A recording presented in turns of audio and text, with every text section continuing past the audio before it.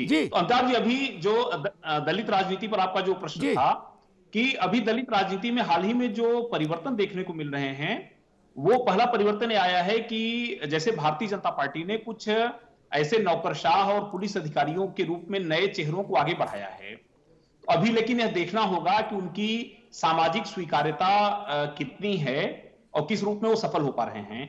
दूसरा, बहुजन समाज पार्टी में निश्चित तौर पर थोड़ा सा भी नेतृत्व का संकट आया है और खासतौर पे दलित भी अगर क्षेत्र में आप देखें तो थोड़ा निराश हैं कि जिस तरह से उनका राजनीतिक आंदोलन आगे बढ़ा, जिस तरह से उनकी मांगें थीं और आज भी जिस तरीके से उनकी सामाजिक, शैक्षिक, आर्थिक स्थिति है, उस पर समाज में गंभीर बहस होनी चाहिए और एक ऐसा नेतृत्व विकसित होना चाहिए जो दलितों को लोकतंत्र में उनका वास्तविक स्थान दिला पाए।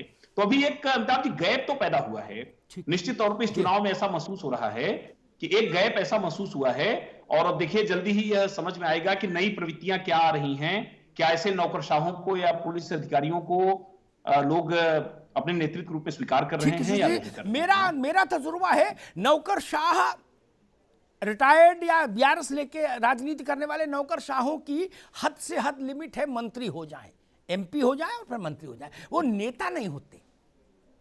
जो सबसे जी बड़ा नौकरशाह है वो भारत के गृह मंत्री होता है, कैबिनेट में सेक्रेटरी के बाद। आरके सिंह मंत्री हैं, बात खत्म हो गई। आरके सिंह नेता नहीं है भाजपा के। ऐसा तो नहीं आरके सिंह कहीं चले जाए और ऐसे हाथ हिला दे तो 10 20 50 लोग एमएलए बन जाए, एमपी बन जाए, नहीं ना। उनको जिताने में अमित भाई शाह को लगना पड़ेगा, गुणागणित करना पड़ेगा। वैसे ये जो नए असीम अरुण या बाकी जो भी लोग हैं, ये जीत जाए तो योग्यता के आधार पर मंत्री हो जाए। हमारे मित्र मुंबई के कमिश्नर रहे सत्यपाल जी, विधायक हो, सांसद हो गए, ठीक है, अच्छी बात है। चरण सिंह थोड़ी ना हो जाएंगे ना, भगवान का नाम लो, संजीव बालियान नहीं हो सकते, बालियान भी अलग है। अगर मनोज यादव, एक मसला जो बीच में खड़ा हुआ सृष्टि कश्यप के सवाल से, क्या उत्तर प्रदेश में बड़े दलित चेहरे की कमी हर पार्टी में है?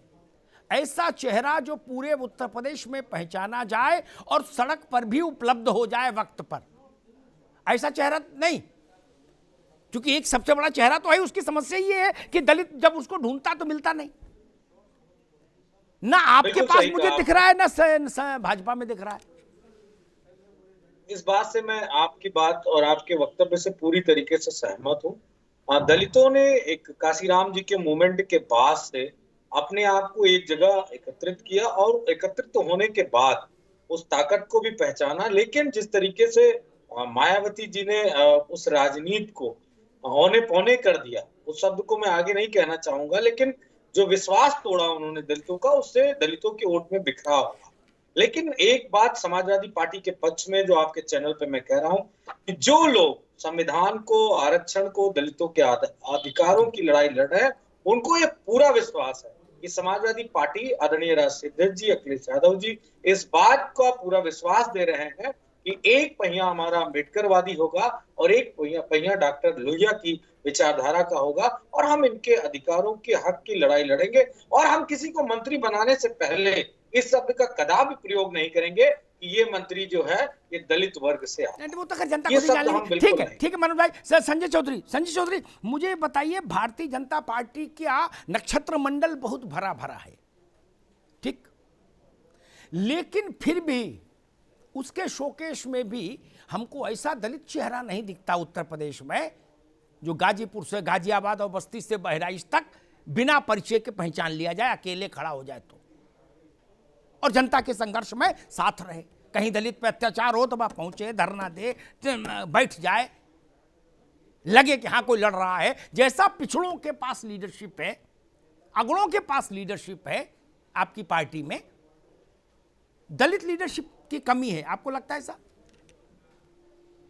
नहीं, कमी होगी, लेकिन भारतीय जनता पार्टी ने उसके लिए बहुत शिद्दत से काम किया है। लखनऊ में मोहनलालगंज के सांसद हैं कौशल किशोर जी। आप अगर उनके पिछले 7 सालों में, समाजवादी पार्टी में 2 दर्जन है, अगर आप आपने देखा होगा कि भारतीय जनता पार्टी ने बेबी रानी मौर्य जी को भी बनारस से लगाया है, और कौशल किशोर जी जिस प्रकार से एक्टिव है, मुझे लगता है कि पासी मतदाताओं के साथ अब उत्तर प्रदेश के दलितों में भी वो एक बड़ा चेहरा हो सकते हैं।